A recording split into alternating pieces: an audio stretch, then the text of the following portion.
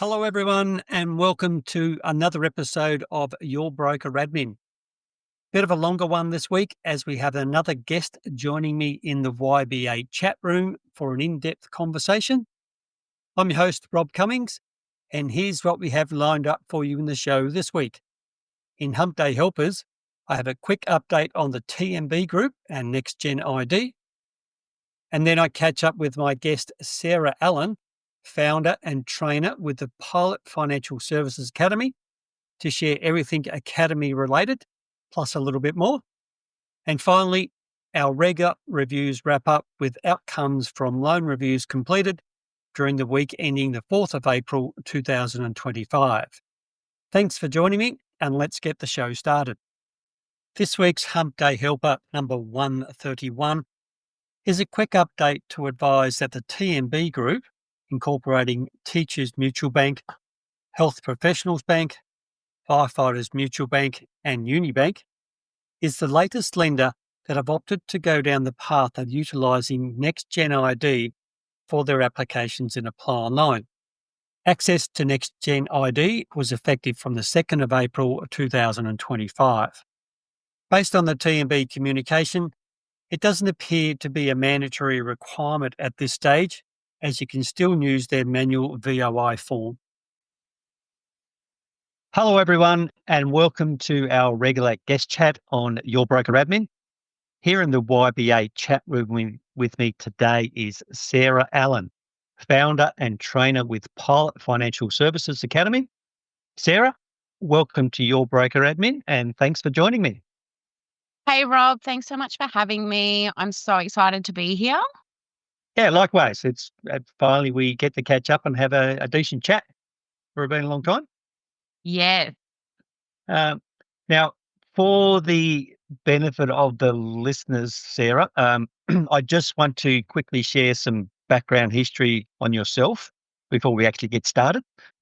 So, you have spent 20 years working in the financial services industry, where you enjoyed a varied career working for several major banks and lenders in roles such as credit assessor, business development manager, and a loan writer. Then in 2020, you founded and directed Pilot Parabroking, which is where we met, an onshore parabroking and loan processing service provider. These days, though, you're operating your own successful finance and mortgage brokerage and providing training programs and coaching to loan processors and VAs Australia-wide and offshore. It is quite busy, wearing a few different hats, that's for sure, Rob. I absolutely, I imagine so. I can relate that fully. It's I'm surprised you find time to do anything outside of that. It's tough. I don't really have a life. But yeah, it's definitely challenging and rewarding at the same time. Yeah, absolutely. Now, before we get into the business type stuff, Sarah, there is something on a more of a personal level that I wanted to explore with you today. Now, I believe that growing up, you may have had ambitions of being a musician. Uh, can you share a bit more with us about that? That's definitely, a huge part of me and a big part of my life that not a lot of people know about. I originally started playing the flute, piano, and singing from about the age of 5. Yeah. And then I Wow. started, studying for my AMEB exams, doing a lot of Stedfords, doing a lot of competition. And yeah, that was something I think that, both myself and my family were pretty set on when I was growing up, that I was going to go on to, perform and then eventually sort of go into teaching. And yeah, so I got into university for music, into a particular program that was really competitive. But yeah, even today, although I'm not doing that as my career, it's still a really, really big part of my daily life. Yeah. Wow. Okay. Well, that, like I said, music and predecessor of something completely foreign to each other, I would have thought. So, Very, very different ends of the scale. But I will say that, any type of music as a bit of a release from a very sometimes stressful job, which I'm yeah, sure you okay. can relate, it's very Yep. helpful. Yeah, okay. Any notable achievements in that field then, given it's your passion? Yeah, I think it probably would have been, anyone who studied music, will understand this. There's a certain amount of grades that you need to achieve and exams that you need to achieve. Mhm. And I sort of reached the highest level in my AMEB exams at quite a young age. So I think, that was my biggest achievement there with the music was, acing those exams when I was quite young. So would you put yourself in the class of being a mini child prodigy? I think so. I was definitely an annoying little overachieving child. All right. Okay. Well, I find that really fascinating because, like I said, I would not have pictured you being a musician, given I know what your work background is. So, Not many people do, yeah. uh, all right. Excellent. Thanks for sharing that. Um, Now, or what I'd like to do now is let's move on to the actual reason I've got you in here today. It's not necessarily talk about your music skills, but I want to talk about Pilot Financial Services Academy. Um, so tell us, Sarah, what services does the academy actually offer? So Pilot Financial Services Academy is an online training platform offering self-paced and one-on-one training solutions for loan processors and broker VAs who are looking to upskill into parabroking roles. Yeah. Okay. So I created Copilot Parabroker training, which is the self-paced course that's available online. And then I've also got one-on-one training solutions available, which basically offers 3 months of face-to-face training with me. So yeah, really depending on the needs of the broker, the skill Hmm. set of the student, and also the broker's budget, Yep. the academy's basically got, a solution to suit for, upskilling loan processors and VAs. Yeah. Okay. That's fascinating. I did know about your academy because one of our loan processors actually went through your academy. Yes, she did. She was a star student too, All right. Oh, she didn't tell me that. did she? All right. Okay. That's fascinating. Um, how did the academy actually come to be? Because our paths, when we first crossed, you were running pilot parabroking. Yeah, so I actually started creating the Copilot Parabroker Training self-paced course while I was operating Pilot Parabroking.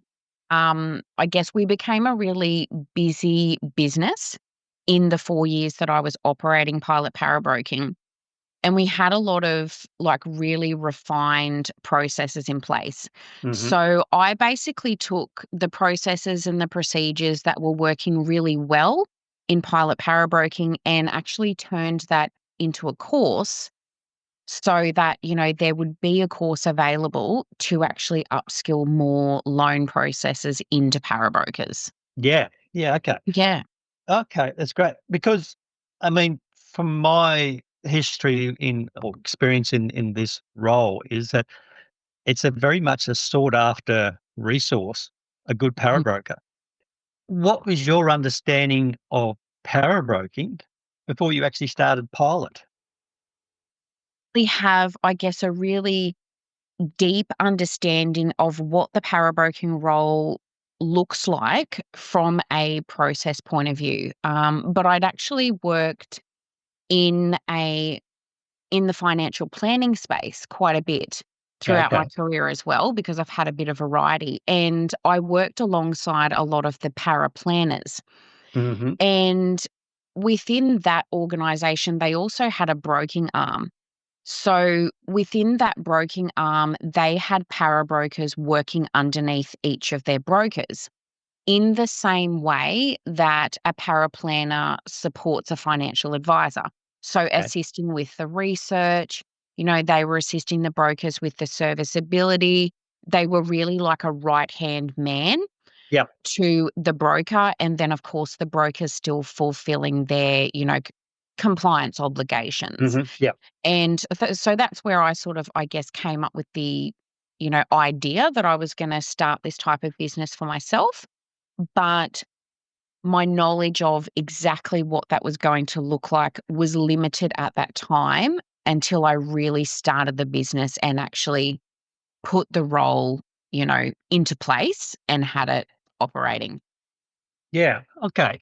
So so you obviously spoke about, obviously finding out about pilot. Oh, sorry, the academy or the process, the concept came up. So I believe you no longer do the para broking, so and now do the academy. So what was the motivation to sort of move out of para broking and fully into the academy? If you're enjoying the podcast, then feel free to jump onto podchaser.com, search Your Broker Admin, where you can leave a review, rate the podcast, or just simply follow us so you don't miss an episode.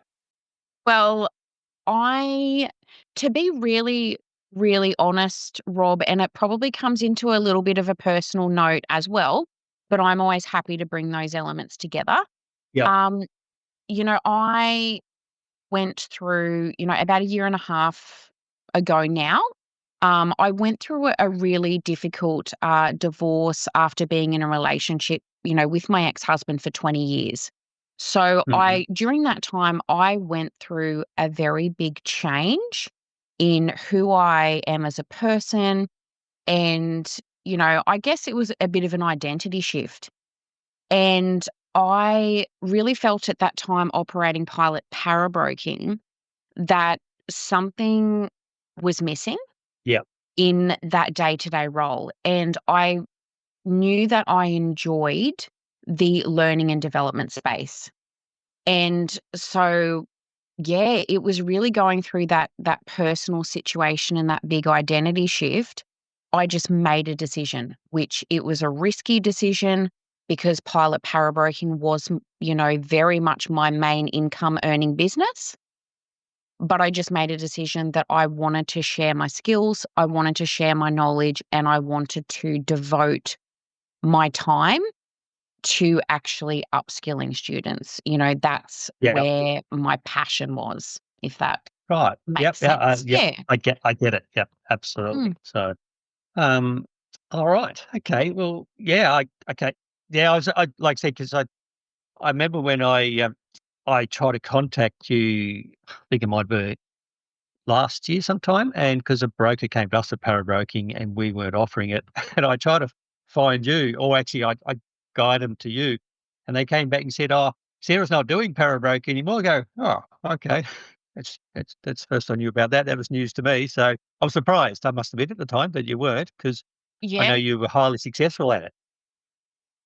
Yeah, and I think sometimes we, look for what we sort of feel most passionate about, and you grow into different things, but it was a risky move, Rob. It was a risky move, Oh, but it's absolutely. it's Yeah. pa it's paid off, and, Yeah. I'm really, really enjoying, passing these skills on to other students and watching them grow. It was the right move for me. Yeah. Okay. Understand. And would it be fair to say that the stress levels have gone down somewhat? Oh, not really, because I still have a brokerage as Oh, well. okay, yes. Yep, okay, keep forgetting about that bit.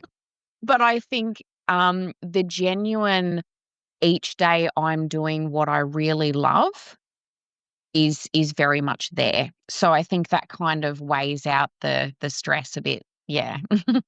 Yeah, yeah, yeah, I imagine so, and you've got your music to fall back on as well when you get stressed That's out. right. Yeah, exactly. Okay, so when, someone comes through, in terms of through the academy, um, what's the end goal that you're looking for or to achieve that for that participant? Yeah, so definitely the end goal is to have the student, number one, feeling confident in the role of the parabroker. So I'm following a specific list of tasks that I want that student to be confident in completing for the broker Mm. by the end of the training. And confidence is key in my training. I want all students to feel that they can speak up and that they can communicate with the brokers. I want them to feel confident, in lender policy. I want them feeling confident in servicing and those sorts of things. So, honestly, confidence is the end goal with all of my training programs. Yeah. Yeah. Okay. Yeah. Well, that's critical. I mean, because the power broking role is kind of really essential to a broker, if in its true form, because the broker tends to, if they've got a good power broker, they kind of just let go, don't they? They go out and basically hand it to them and almost rely 100% on the power broker to put it together for them. Yeah, absolutely, and that's why I'm teaching students from real life scenarios, and the fact that I am also a broker on the tools every day, Yep. I'm actually training students in what they need to know rather than just the black and white type things that you might learn in a Cert 4. Yeah. Yes. Okay. Well, that's yeah, absolutely. That's highly relevant. Yeah, the fact you are a broker, I can see that how that, in terms of real life examples, that would actually flow into the academy nicely. It does, yeah, yeah. So a lot of hands-on, Hmm. scenarios that I'm creating for each student that we're working through together. And, they're learning things that they're going to actually be doing on the job, which is going to make them highly valuable to the broker. Yeah. So would it be fair to say that you're teaching the participants as if they were your staff, what you'd want them to do if they were your power broker? I do. So particularly in my one-on-one training, I our case studies that we do, Hmm. I am actually acting as their broker. Yeah. And I'm instructing them to complete, a parabroking assessment for me based on, a real life case scenario. So they'll actually have to research for me. They'll have to do the servicing Yeah. for me. And, so they're actually learning Yeah. on the Great. job skills that they're going to need. Yeah. Yeah. Okay. And That's I'm tough excellent. on them too. I'm Ah, really tough on them. well, you got to be so. It's a bit of tough love. Yes, absolutely. Yeah. Um, just a question then, with in regards to the participants themselves, um, have you noticed any potential myths or misconceptions that when they come into the academy about what it is that a power broker actually does? Yeah, exactly. I think that some of the misconceptions would be that there's still a lot of loan processing required in there. Hmm. So when the students are coming through, I think they're a little bit unsure about what the actual tasks are Yep. that they would be completing for the broker. So I give everyone a really good breakdown of this is the difference between a loan processor and a para broker based on, what I would have had staff doing when I was operating pilot parabroking. Hmm. So Yep. I'm being clear with the students that we're now in a credit type role. So we're putting our credit hats on, whereas loan processing is more, data entry focused and accuracy focused with data.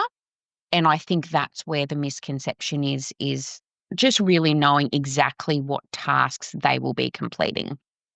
Yeah. Okay.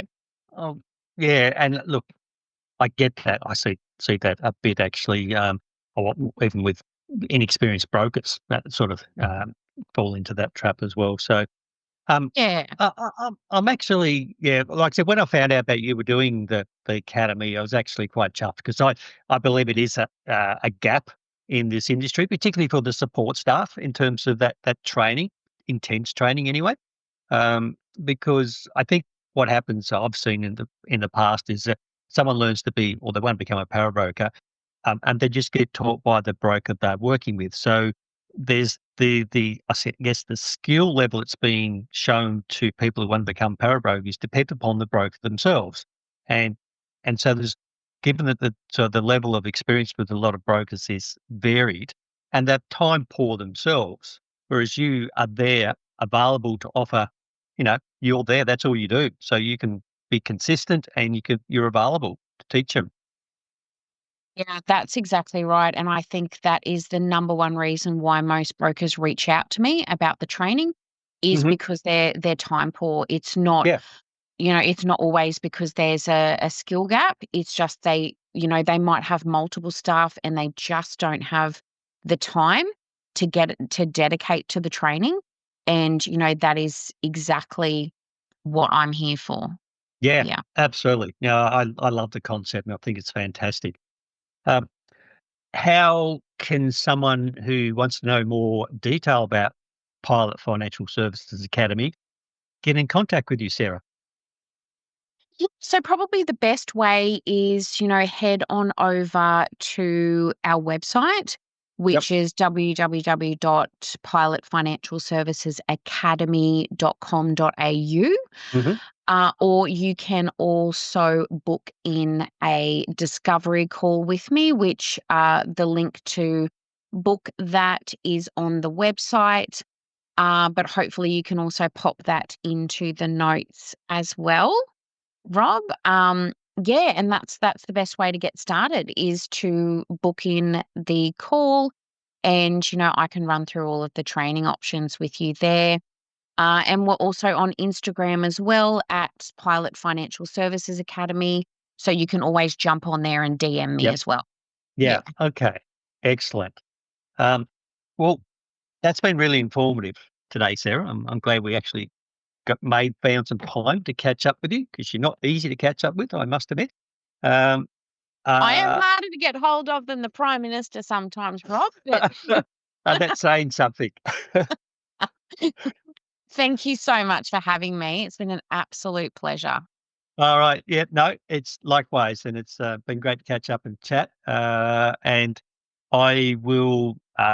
So with the links you spoke about, with both the web address and the link to your scheduling a training session, I'll post those on our LinkedIn page. So you'll be able to find it there. Um, thank you very much for getting up this morning and having a chat with me. Much appreciated, and enjoy the rest of your day and have a fantastic weekend. Thanks, Rob. You too. Talk Okay. soon. Bye, Sarah. In this week's reviews wrap up, we have a look at the results from loan reviews completed during the week ending the 4th of April 2025. It was a reasonable start to the month with $3,600 in terms of interest savings achieved. Coincidentally, all the rate reductions obtained were in the 0.1 to 0.2 range. In dollar terms, the highest was $1,500 for a NAB customer, followed by $1,100 for an ANZ customer. Strange that it was with these two lenders, though, given we find both generally unreceptive to rate reductions at review time. We had just the one referral opportunity of approximately $500,000 from this week's reviews. It was for a CBA customer from a poor review outcome where the OO rate was still above 6%. An appointment was booked in with their broker for early next week to explore options. It was a long-term client of the broker, so they were really appreciative of the ongoing reviews and the suggestion to discuss alternatives on this occasion. As an aside, in case you're wondering why I flick between the terms customer and client, it's because lenders have customers and brokers have clients. For further definition, a customer is someone who buys products or services from a company, while a client refers to a certain type of customer who purchases professional services from a business. Generally speaking, customers buy products, while clients buy advice and solutions. Just a quick reminder, that if you'd like to provide a review on the podcast, then you can jump onto podchaser.com, search for Your Broker Admin, and leave your review there, which would be greatly appreciated. You can also leave comments on any specific episode directly in Spotify. If you want to follow me personally, you can do so at linkedin.com. This is Rob Cummings with Your Broker Admin. Thank you for listening.